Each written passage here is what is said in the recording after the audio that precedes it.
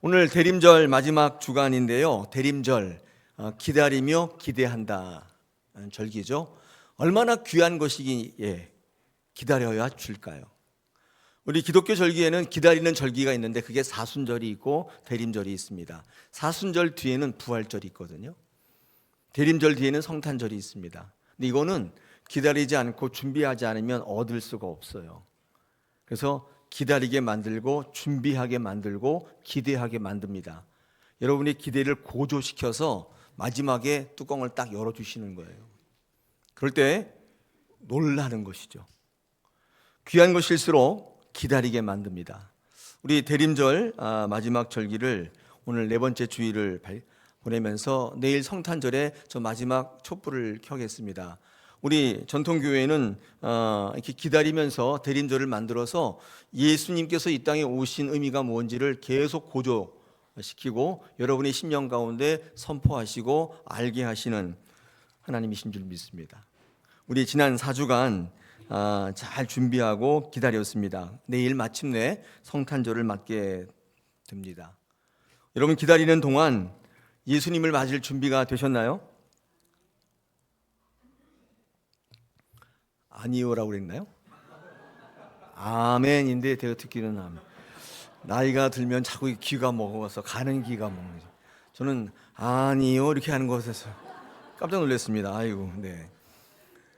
그래도 대답 안 하신 분보다 고맙습니다. 네, 할렐루야. 네. 이스라엘 백성들은 오랫동안 메시아 오시기를 기다렸다고 합니다. 암담한 시대와 참혹한 사회 속에서 현실 속에서 그들을 구원할 메시아를 기다렸습니다. 그런데 성경을 읽어보면요, 이미 구원이 이루어진 상태였습니다. 이게 무슨 말이냐면 하나님께서 이 땅을 창조하신 이래로 아담이 죄를 지었잖아요. 죄 지어서 바벨탑 사건까지 교만해지고 이 땅에 인간의 죄가 관영한 것이 그냥 끝장을 봤어요. 하나님께서는 도대체 더 이상은 못 봐주겠다.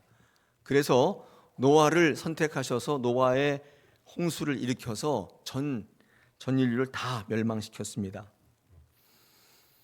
그들은 하나님을 믿었지만 다 멸망당했습니다. 하나님은 그들에게 많은 기회를 줬어요.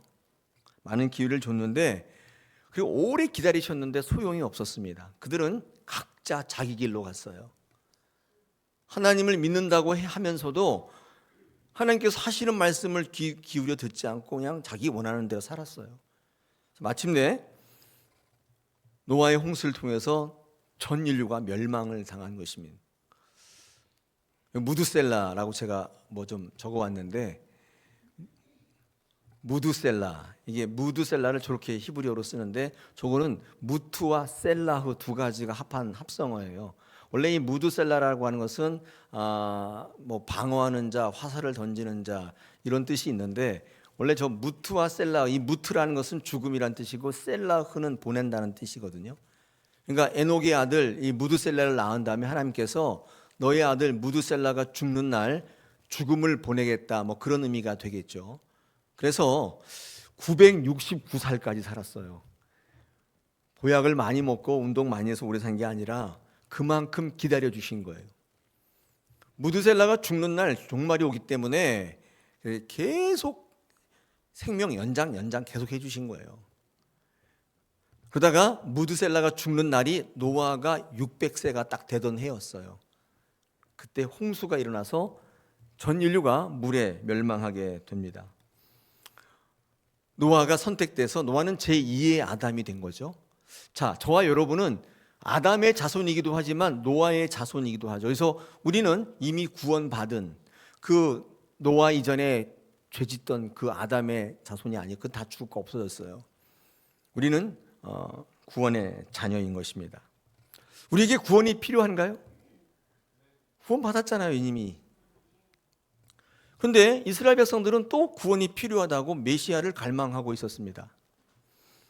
왜 그랬을까요? 왜 그들은 노아 이전의 모든 죄가 다 멸망당하고 노아로부터 새롭게 시작된 구원받은 백성이었는데도 불구하고, 그리고 출애굽을 통해서 애굽에서 다 해서 다 구원시켜줬는데도 불구하고 왜 그들은 또 메시아를 기다리고 있었을까요? 왜 또다시 구원이 필요하다고 얘기할까요? 궁금하죠? 네, 궁금합니다. 제가 여러 참고서를 읽어보니까 하나님과 더불어 하나님의 백성으로 살아가야 되는데, 구원받았으니까, 하나님의 백성 되었으니까, 하나님의 자녀 되었으니까 그렇게 살아가야 되는데 또다시 제 갈 길로 가더라는 거예요. 아니, 구원을 또 시켜놓고 살려주면 또다시 자기 멋대로 살더라는 거예요. 노아 이전보다도 훨씬 더 많은 죄를 지으며 살더래요. 노아 이전에는 좀 무식하게 죄 졌는데 이번에는 좀 세려, 그 죄를 여전히 지으며 살더래요. 왜 그런가 봤더니 사람들은 그들에게 주어진 삶의 자리에서 더 좋아 보이는 것, 더 편한 것의 유혹을 이기지 못하고, 예전에는 뭐라고 되어 있냐면 먹음직도 하고 보암직도 하다 이렇게 되어 있는데, 그걸 못 이겨서 죄를 지었는데, 이제는 더 좋아 보이는 것들, 더 편한 것들의 유혹을 이기지 못하고 하나님의 백성된 것, 자녀된 것을 버리고 세상과 더불어 짝하여 살더라는 거예요. 구원을 이미 줬는데도 불구하고 또 구원이 필요하다고 얘기를 하더라는 것입니다. 여러분, 그래서 우리의 삶의 자리가 이렇게 중요합니다. 여러분, 우리의 삶의 자리에서 계속되는 사단의 유혹, 도전이 굉장히 많은데, 여러분, 이런 모든 것들을 이 구원받은 자들이 갖고 있는 감격과 감사가 있잖아요. 또 구원받은 사람들이 결단이 있잖아요. 이것 가지고 매일 이겨나가지 않으면 우리는 또다시 죄 가운데 살게 된다는 사실을 알게 된 거예요. 아담이 죄를 짓는 원리와 똑같습니다. 의지적인 존재이기 때문에 우리는 날마다 구원을 이루어야 하는 것입니다. 그렇지 않으니까 날마다 구원이 필요해요. 여러분, 그러므로 구원받은 사람들에게는 유지하고 확장시키는 그런 훈련이 필요해요. 구원받은 사람에게 또 구원이 필요한 게 아니라 이 구원을 어떻게 계속 구원으로 이어가야 되는 문제, 우리에게 과제로 남는 것입니다. 제가 듣자 하니까 이 조종사가 딱 되면 조종을 끝까지, 은퇴할 때까지 하는 거라고 생각했더니 그게 아니래요. 이것을 유지하고 이것을 계속 가져가려면 계속 훈련을 받아야 된대요. 단계마다 또 뭘 받고 또 뭘 받고 계속 받아가지고, 그렇지 않으면 자격을 유지할 수가 없대요. 다시는 조종석에 앉을 수가 없대요. 계속적으로 훈련 받아가야 해요. 이런 구원이 그렇습니다. 구원은 자동 보장되는 게 아니라 구원을 이루어 가셔야 됩니다. 우리의 삶 속에 구원을 이루어 가야 되는 훈련이 필요한 것입니다. 이런 훈련이 구원을 주는 건 아니고, 훈련을 하면 구원을 유지하고 심화시키고 확장시켜줘요. 그렇지 않으면 우리에게 도전하는 사단의 세력들이 엄청나게 교묘하고 아주 집요하기 때문에 이길 수가 없어서 또다시 죄를 짓게 돼요. 이게 죄가 심화되면 하나님 모른다고 하고 세상적으로 계속 여러분의 삶의 포션이 움직여요. 그래서 균형이 깨져요. 그래서 이렇게 세상적으로 확 내려앉아가지고 균형이 깨지는 신앙을 하게 되는 것입니다. 하나님은 노아의 홍수를 통해 예수 그리스도의 십자가 사건을 통해 구원을 선언하시고 저와 여러분을 죄 가운데 건져주셨습니다. 여러분, 이런 하나님을 믿고 신뢰할 때 구원이 우리에게 선포되며 우리는 하나님의 자녀되며 하나님의 백성이 되는 특권을 얻게 됩니다. 요한복음 1장 9절로 12절에서 이렇게 이야기하고 있습니다. 참빛 곧 세상에 와서 각 사람에게 비추는 빛이 있었나니 그가 세상에 계셨으며 세상은 그로 말미암아 지은 바 되었으되 세상이 그를 알지 못하였고 자기 땅에 오매 자기 백성이 영접하지 아니하였으나 영접하는 자 곧 그 이름을 믿는 자들에게는 하나님의 자녀가 되는 권세를 주셨다. 그러니까 구원이 선포되는데 그걸 믿고 영접하는 자가 하나님의 자녀가 되는, 이 자격을 계속 유지해 나가는 게 굉장히 필요해요. 우리 신앙에서는 그걸 성화라고 하는데 성화의 삶을 살아가셔야 돼요. 하나님이 구원 주시기 때문에 하나님이 선포하는 구원의 선언이 매우 중요한데, 왜냐하면 그 선언 자체가 구원이기 때문에 그래요. 그 선언이 매우 중요하지만, 그런데 그 선언 이후에 구원받은 사람답게 살아가지 않는다면 이 선언적 구원을 이어가기가 힘들어요. 조종사가 되기 어려운 것처럼. 딱 됐는데 안 시켜준대요. 훈련을 이수하고 안 하면 안 된대요.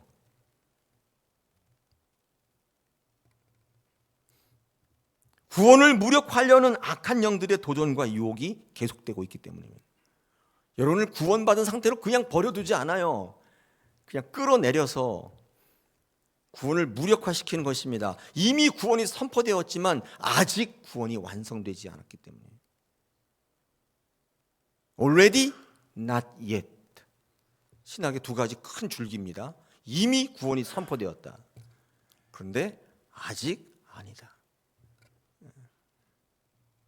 훈련은 하나님께로부터 선포된 구원을 우리의 구원으로 계속 이어가게 만들며 그 깊이를 더하며 넓이를 확장시킵니다. 그렇게 살아가셔야 되는 것입니다. 그래서 사도 바울은 빌립보서 2장 12절에서 그러므로 나의 사랑하는 자들아 너희가 나 있을 때뿐 아니라 더욱 지금 나 없을 때에도 항상 복종하여 두렵고 떨림으로 너희의 구원을 이루라. 오늘 이 시간 지금 이루라. 구원을 받았다고 끝나는 게 아니에요. 이루라. 또 이루셔야 돼요. 훈련 받으셔야 돼요. 구원받은 사람답게 살아가는 것은 단순히 윤리적, 도덕적, 인격적인 삶만을 의미하는 게 아닙니다. 하나님의 구원을 이루는 삶을 살아야 돼요. 성경을 보면 하나님이 어떤 것을 요구하는지에 잘 기록되어 있어요. 그런 삶을 사셔야 돼요. 이게 구원받은 사람답게 살아가는 성도의 모습입니다. 성경을 읽어보면 전부 그렇게 돼 있어요. 구원받았다면 이렇게 살라. 이게 성경의 내용이에요. 이것을 구약에서는 율법이라고 얘기하지만 신약에서는 사명이라고 얘기합니다. 너희가 구원을 받았다면 율법을 지키라. 이게 구약의 얘기잖아요. 근데 신약에서는 오늘날에는 네가 구원을 받았다면 사명을 감당하라. 이렇게 말씀하는 거예요.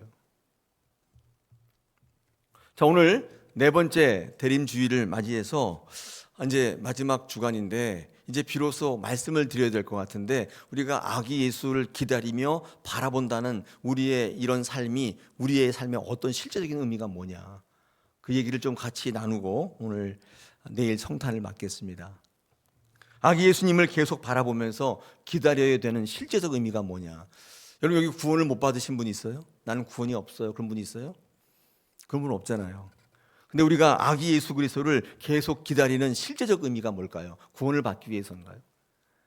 그렇지 않다고 보고요. 우리는 아기 예수를 바라보면서 두 가지의 메시지를 받게 됩니다. 첫째, 이 기다리는 절기를 통해 받는 첫째는 여러분이 받은 구원의 삶을 돌아보라는 메시지입니다. 실제적인 메시지죠.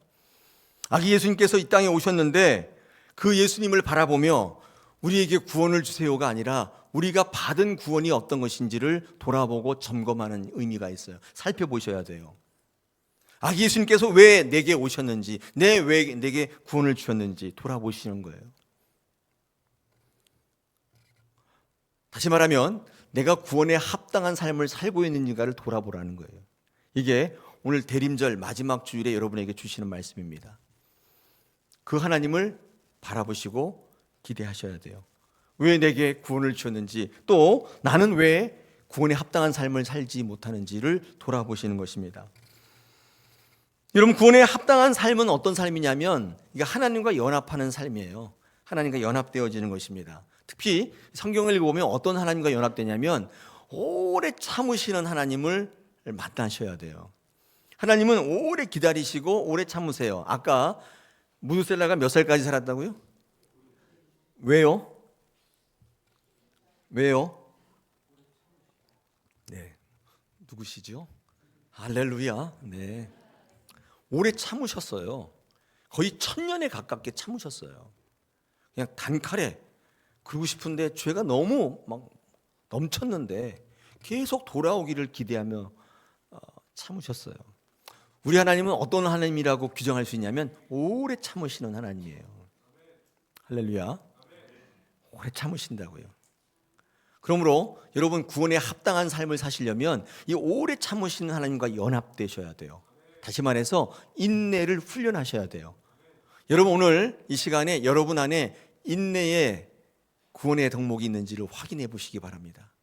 오래 참으셔야 돼요. 왜냐하면 하나님께서는요 이 참으시는 인내를 통해서 좋은 것들을 주시기 때문에 그렇습니다. 여러분 기독교 신앙은 인내하지 않으면 아무것도 얻을 게 없어요. 즉흥적으로 뭔가를 확확 주고 그런 게 별로 없어요. 아까도 제가 말씀드렸듯이 좋은 것은, 귀한 것은 여러분 합당하게 빚으신 다음에 주세요. 그래서 기다리는 절기가 있다 그랬잖아요. 이걸 왜 기다리게 하냐면 그렇게 만들어 가시는 거예요. 그리고 부활을 주시고 그리고 구원을 주시는 거예요. 아무 준비도 안 됐는데 그냥 막 주시는 게 아니에요. 기다리게 하세요. 여러분, 내가 구원에 합당한 삶을 사시려면 인내하시는 하나님과 연합하셔야 돼요. 참으셔야 돼요. 할렐루야. 어떤 귀부인이 연주회, 오케스트라 연주회를 갔습니다. 그래서 너무 오늘 우리 찬양 때처럼 감동이 있어서 이렇게 눈물을 닦다가 이렇게 반지가 걸구적돼서 반지를 이렇게 빼서 옆에다 놔두고 그리고 그냥 가버렸어요, 집에. 그 반지가 다이아몬드 반지인데 아무튼 엄청나게 굵은 거, 물방울. 그리고 집에 한참 가다가 집에 와서 생각나고 없어요. 큰일 난 거예요. 수억짜리 반지인데. 그래가지고 막 그 콘서트장에 집 관리자 전화를 막 해가지고 전화를 했어요. 내가 지금 그 반지 그거 엄청나게 비싼 건데 그거 놔두고 왔는데 빨리 가서 그거 있는지 좀 찾아보시오. 그랬어요. 그래서 그 관리인이 알았습니다. 잠깐 전화 끊지 마시고 기다려서 제가 가보겠습니다. 가보니까 거기에 딱 있는 거예요. 근데 이 귀부인이 그때는 뭐 핸드폰이 아니라 전화기였나 봐요. 가만히 생각해 보니까 내가 미쳤지. 그걸 찾아줄 리가 있겠나. 발견했으면 없다고 그러고 자기가 그냥 가지겠지. 여러분 같으면 어떻게 하시겠어요? 준다고요? 아니에요. 그거 뭐 거기 이름표 써 있는 것도 아니고 그냥 보는 것도 아닌데 그냥 이거 가보니까 없는데요. 그럼 되잖아요. 그래서 이 부인이 내가 참 멍청한 짓을 하는구나. 그리고 전화를 끊었어요. 이 사람이 이걸 들고 막 와가지고 헐레벌떡 딱 전화했는데 뚝뚝뚝 계속 전화를 끊어버린 거예요. 요즘 핸드폰 같으면 전화번호 남기면 좋은데 이거 찾아줄 길이 없는 거예요. 그래서 그 사람이 가졌다는 전설에 따라 삼천리예요. 아니 1분만 더 기다리죠. 아니 한 5분만 더 기다렸다면 기다리질 못해요. 왜 기다리지 못하냐면 자기 생각과 자기 추측이 있어서 그래요. 그 자리에 있지 못해요. 우리가 하나님께로부터 좋은 거 받으려면 그 자리에 있으셔야 돼요. 그 자리에 없으면 안 돼요. 그 자리를 왜 떠나는 줄 아세요? 자기 생각이 확실해요. 자기의 추측이 있어요. 자기 판단이 있어요. 자기의 경험이 있어요. 이렇지 않을 거라고 생각하는 거예요. 그래서 떠납니다. 얻는 게 없어요. 여러분, 우리 아기 예수를 기다리는 대림절 마지막 주일에 우리가 실제로 받는 실제적인 메시지가 뭐냐면 구원을 기대하라. 구원을 안 받았으면 좋은데 다 구원 받으신 분들이니까 오늘 이 자리에서 이 예수님의 탄생을 기대하면서 여러분의 구원을 점검하셔야 돼요. 하나님과 연합되시는데 가장 귀한 게 뭐냐면 인내를 배우셔야 돼요. 참지를 못해요. 참으셔야 돼요. 할렐루야. 우리 옆에 있는 분들에게 인사하겠습니다. 참으세요. 참으세요. 인내하세요. 반드시 좋은 거 얻게 될 줄 믿습니다. 할렐루야. 하나님께서 좋은 걸 준비하고 계세요. 인내하는 분에게 주신다 그 말이에요. 그래서 때때로는요 잘 참는지 하나님께서 시험하세요. 참는지 못 참는지를 보시는 거예요. 환난을 주고 고난을 주고 그래도 그 자리를 떠나지 않는지를 보세요. 그 하나님과 연합하셔야 돼요. 반드시 하나님께서 구원하시게 될 줄로 믿습니다. 여러분, 고린도 전서 13장이 무슨 장이죠? 너무 잘하신. 거기에 사랑은 뭐다 돼 있어요? 처음에 딱 나오는 게 뭔지 아세요? 오래 참는 것이다. 여러분, 이 오래 참는다는 것은요 인내력을 얘기하는 거죠. 그죠? 오래 참지 못하는 분은 다른 말로 해서 뭐예요? 사랑이 없다. 사랑이 없는 거예요. 하나님에 대하여서 오래 참으셔야 돼요. 그게 하나님의 사랑을 여러분이 표출하는 방법이에요. 이 세상에서 제일 오래 참는 분이 누군 줄 아세요? 하나님 말고 부모님이 왜 오래 참는 줄 아세요? 사랑하시기 때문이에요. 사랑하면 오래 참게 돼요. 기다리게 되는 것입니다. 부모가 아닌 사람은 오래 참기가 어려워요. 그러므로 하나님을 믿으실 때에 오래 참으셔서 그 하나님과 연합하셔서 좋은 것 받아 누리시기를 축복합니다. 여러분, 구원을 유지, 확장, 확대시켜 나가서 하나님께 서는 그 순간까지 구원의 백성으로 사시기를 축복합니다. 할렐루야. 자, 두 번째 메시지가 있습니다. 오늘 이 대림절 네 번째 주일에 우리에게 주시는 두 번째 메시지는 다시 오실 주님을 기대하라인 것입니다. 아기 예수님이 이미 오셨잖아요, 우리 가운데. 근데 뭐 또 와요. 이 아기 예수 그리스도를 보면서 우리는 뭘 기대해야 되냐면 우리에게 다시 오실 주님을 바라보고 기대하는 것입니다. 다시 말해서 구원의 완성을 기대하는 것입니다. 오늘 구원의 완성은 설교 제목처럼 새하늘과 새 땅으로 드러나게 됩니다. 오늘 예수 그리스도를 만난 주의 제자들에게, 저와 여러분에게 우리 주님은 다시 한번 말씀하는데 이 대림절 네 번째 절기를 통해서 다시 오겠다, 그 주님을 기대하라고 말씀합니다. 이 시대의 메시아의 또 다른 기다림, 다시 오실 예수님을 기다리는 것인데 그것이 재림입니다. 재림은 구원의 완성을 뜻합니다. 이미 선포되었는데 아직 아니라고 그랬죠. 그게 재림이 완성돼요. 여러분, 그러므로 그날까지 굳건하게 버티셔야 돼요. 그날까지 잘 서 계셔야 돼요. 우리 가운데 다시 오시는 예수님은 구원의 주로 오시는 게 아니라 심판의 주로 오시겠습니다. 오늘 재림하시는 주를 바라보는 것이 대림절 마지막의 가장 큰 의미일 것입니다. 이미 구원을 얻은 사람들에게 필요한 것은 다시 구원을 얻는 것이 아니라 구원을 유지하고 확장하고 확대시켜 나가는 이 능력이죠. 이미 주신 것을 누리며 지키는 것입니다. 이것을 우리에게 요구하시면 종말신앙이죠. 오늘 본문에는요, 바라보라는 말이 3번 등장하고 있습니다. 한번 확인해 보실까요? 12절에 보니까 하나님의 말이 임하기를 바라보라 이렇게 되어 있죠. 13절에 새하늘과 새 땅을 바라보라. 14절에서 이것을 바라보라. 이것이 뭐예요? 하나님이 이루실 새하늘과 새 땅인 거죠. 12절에 하나님의 날이 임하기를 바라보라.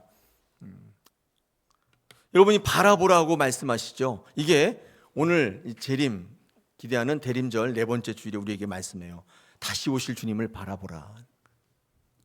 여러분, 바라본다는 말을 제가 그냥 공부를 해봤거든요. 이 바라본다는 말은 프로스토카오라는 이 헬라어 단어인데, 이게 기대하다, 기다린다는 말도 있는데, 이렇게 보니까, 공부해 보니까 관찰하다, 주목하다라는 단어가 뜻이 있어요. 이게 바라본다는 것은 그냥 이렇게 기다리고 기대한다는 것이 아니라 관찰하고 주목하는 것, 이게 바라본다는 뜻으로 쓰입니다. 또 사모하라는 말이 있잖아요. 모든 것을 사모하라. 우리 12절에 보니까 하나님의 날이 임하기를 바라보고 간절히 사모하라. 그날을 간절히 사모하라. 이 사모한다는 게 사모님이 되라 그런 뜻이 아니라 이 사모하라는 뜻을 보니까 찾아보니까 이게 스테우돈타스라는 헬라어 단어, 이게 좋아한다는 의미보다 의외로 서두르다, 재촉하다의 의미가 있어요. 이게 이제 이렇게 아니까 이제 이해가 되기 시작했어요. 여러분, 왜 주님을 바라보고 기대해야 되냐면, 왜 관찰해야 되냐면 되게 중요한 이유들이 있습니다. 오늘 성경 말씀 보니까 10절에 그날이 도둑같이 임하기 때문에 그렇습니다. 도둑같이 임하기 때문에 잘 관찰하고 주목하고 계셔야 돼요. 한눈 파시면 안 돼요. 그렇죠? 우리 남성분들 가운데 GOP 근무하신 분들이 있죠. 보초 뚫어지게 쳐다보고 있는, 그게 쉽지 않죠. 근데 꼭 어떤 일이 일어나요? 매일 쳐다보고 있는데 한 번 안 볼 때, 그때 무슨 일이 일어나잖아요. 참 이게 신기해요. 네. 그렇죠. 여러분, 그거 왜 그런 일이 일어나는 줄 아세요? 매일 보고 있었는데 아무 일 없었는데 한순간 딴 거 했는데 일이 벌어진 거예요. 이거 기가 막힐 노릇이잖아요. 그거 왜 그런 줄 아세요? 놀라지 마세요. 그쪽이 나를 계속 쳐다보고 있었기 때문에. 놀랍죠. 내가 열심히 했는데 딴지를 부를 때 무슨 불행이 일어났어. 이게 무슨 일이야? 하나님이 계속 보고 있기 때문이에요. 철책에서 그렇게 해서 실수해서 어떤 병사가 제가요 딱 한 번 그랬어요. 딱 한 번 그랬는데요. 저쪽에 수풀에 있는 그 간첩이 계속 그 사람을 노려보고 있었던 거예요. 그리고 딴짓 할 때 한 거예요. 여러분, 그러므로 우리 신앙은요 이벤트가 되면 안 됩니다. 이벤트가 뭐 어쩌다 한번 하는 거잖아요. 신앙은 습관이 되고 일상이 되셔야 돼요. 예배의 복을 받으시려면 어쩌다 한번 예배 택도 없어요. 삶이 되고 일상이 되고 밥이 되고 옷이 될 때, 왜냐하면 사탄도 계속 노려보고 있거든요. 지금 한 번 딱 안 할 때 그때 무슨 일이 일어나는 거예요. 왜냐하면 계속 예배할 때는 건드릴 수가 없잖아요.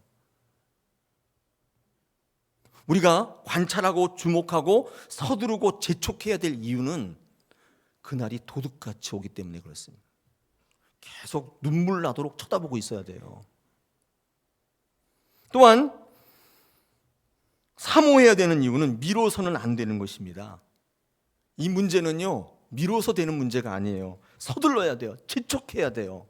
구원의 문제는 미룰 수 없어요. 다음에 그런 일이 없어요. 있었다면 그 은혜예요. 근데 그 은혜가 계속되지 않아요. 어떨 때 호련히 임하는 것이면, 도둑같이 임하는 것이면.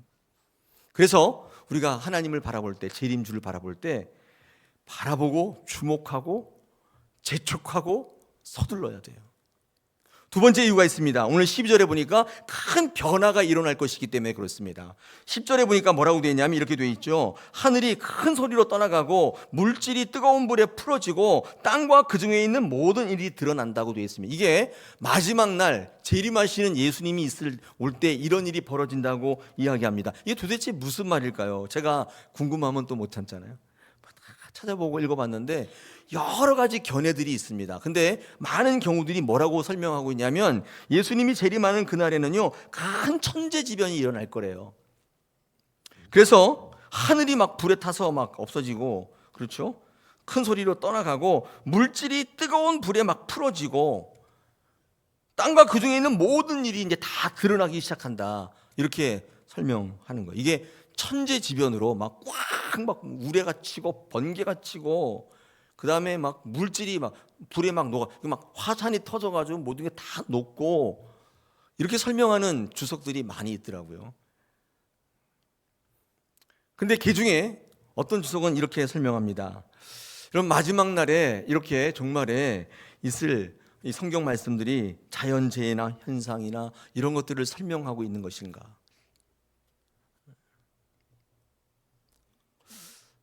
그렇게 묻고 다른 견해를 이야기하고 있습니다. 제가 우리 앞에 있는 건 다 아시는 거니까 제가 다른 견해를 한번 소개하겠습니다. 사실 여러분 이 오늘 본문은요 시작이 어떻게 됐냐면 4절에 시작돼서 한번 보세요.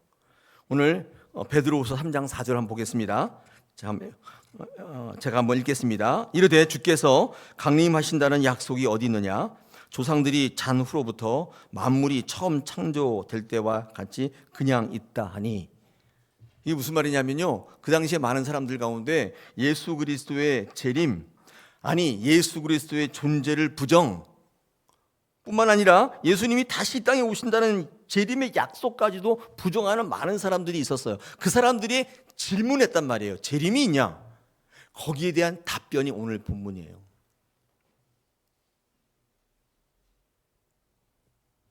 그 답변이 오늘 본문이에요. 재림이 있냐? 그랬더니 베드로가 대답한 거예요. 그날에는 하늘이 큰 소리로 떠나간다. 물질이 뜨거운 불에 풀어진다. 땅과 그 중에 있는 모든 것들이 이제 확실히 드러나게 된다. 이런 일이 있을 때 재림이 있을 것이다. 이렇게 얘기한 거거든요. 여러분, 이 큰 소리란 로이제돈이라는 헬란 말은 제가 찾아보니까 신약에 딱 한 군데, 여기 딱 쓰이는 한 군데 단어예요. 그리고 헬라의 다른 문헌에 보면 어떻게 번역되어 있냐면 이 로이제돈은 두려움의 소리, 이렇게 되어 있습니다. 여러분, 두려움의 소리가 큰 막 팡팡 막 우레치고 막 번개가, 이것도 굉장히 두렵죠. 제가 예전에 어디 갔는데 낮 2시인데 캄캄해지고 그냥 보통 번개 소리가 아니라 우당탕탕탕, 저는 건물이 무너지는 줄 알았어요. 날이 새까맣게 됐어요. 2시에. 우중충한 게 아니라 캄캄해졌어요. 다 라이트를 켜고 다녀요. 차들이. 한 2, 3분간 계속 그렇게 됐어요. 저는 종말이 온 줄 알았어요. 그 자리에서 무릎 꿇었어요. 길바닥에서. 주님, 저를 데려가 주십시오. 근데 저만 그러고 있더라고요. 그리고 한 2, 3분 지나니까 다시 하늘이 쫙 이러면서 해가 쫙 비추더라고요. 그날 저녁에 뉴스에 나오더라고요. 저는 그게 종말의 징조인 줄 알았어요. 여러분, 두려운 소리, 천둥 번개 두렵잖아요. 근데 어떤 게 가장 두려운 소리인 줄 아세요? 어떤 게?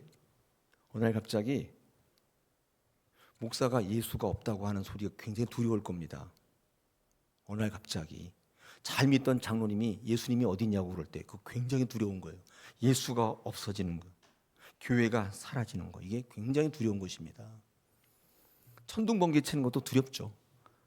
캄캄해지는 것도 두려운데 제일 두려운 게 뭐냐면, 여러분, 하늘이 큰 소리로 떠나간다는 그 의미를 그 주석에서는, 옥스퍼드 주석에서는 뭐라고 되냐면, 하나님 믿는 사람들이 없다고 하고 떠나가고 방금까지 같이 신앙을 나눴던 그 사람이 변절하고 세상으로 돌아가는 그런 일들이 일어난다는 것입니다.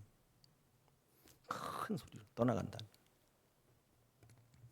이런 물질이란 말을 제가 보니까 스토이케이아, 이게 뭐냐고 봤더니 헬라어에서 원소 또는 원칙, 원리라는 뜻인데 우리나라의 단어는 물질 이렇게 되어 있습니다. 이 물질이 큰 불에 풀어진다. 신앙의 원리와 원칙들이 다 뜨거운 것들에 의해서 풀어지고 바뀌어버리는 거예요. 예수 그리스도 외에는 구원의 방법이 없다. 그런 얘기하지 마. 있어. 이거 하면 구원받아. 나를 믿어. 나를. 예수 믿지 말고 원리 원칙들이 다 깨지는 날이 온다는 거예요. 예수님이 구원의 원리가 아니라 다른 것이 구원을 받을 수 있다고 얘기하는 사람들이 속속 일어나고 그들이 그 자리를 다 차지하게 되는 거예요. 그때 물질이 뜨거운 불에 풀어지게 되고, 그러니까 모든 안에 있는 속이 다 드러나기 시작하는 거예요. 얼마나 두려워요 그때. 여러분, 지진이 나고 지금 뭐 아이슬란드에 지진은 엄청나게 나고 있잖아요.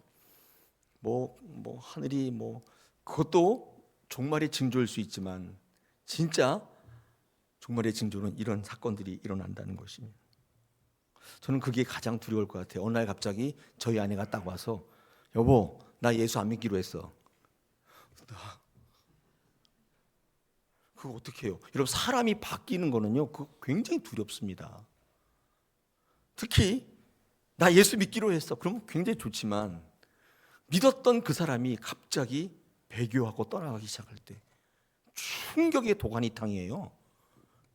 그거는 견딜 수가 없는 것입니다. 여러분, 그런데 주변에 많은 사람들이 다 그러는 거예요. 이게 일반화됐어요. 그래서 예수 믿는 사람이 이상한 사람이 돼가지고, 여러분, 그때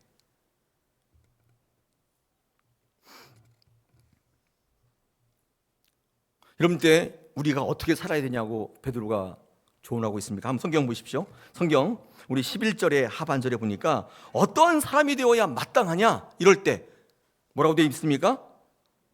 거룩한 행실과 경건함으로 하나님의 나를 바라보고 간절히 사모해야 된다.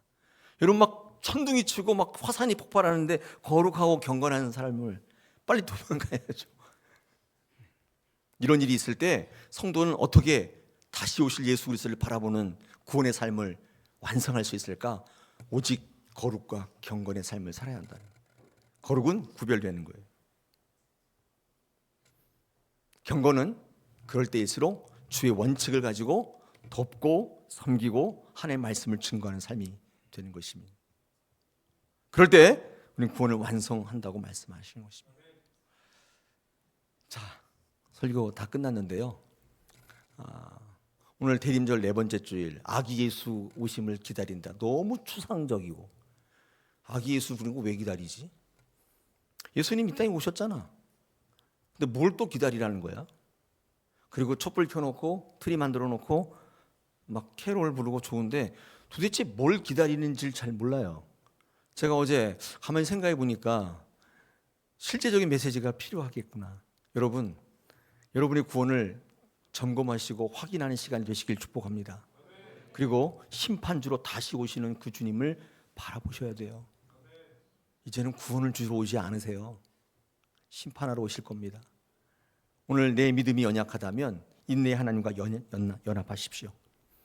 또 여러분의 신앙을 돌아보면서 거룩함과 경건함으로 무장하십시오. 이 대림절이 여러분에게 실제적인 절기가 될 줄 압니다. 자, 그리고 내일 아침에 성탄의 메시지로 만나겠습니다. 하나님께서 여러분과 동행하시고 여러분을 구원하시기 위해서 이 땅에 오시는 메시아이신 줄로 믿습니다.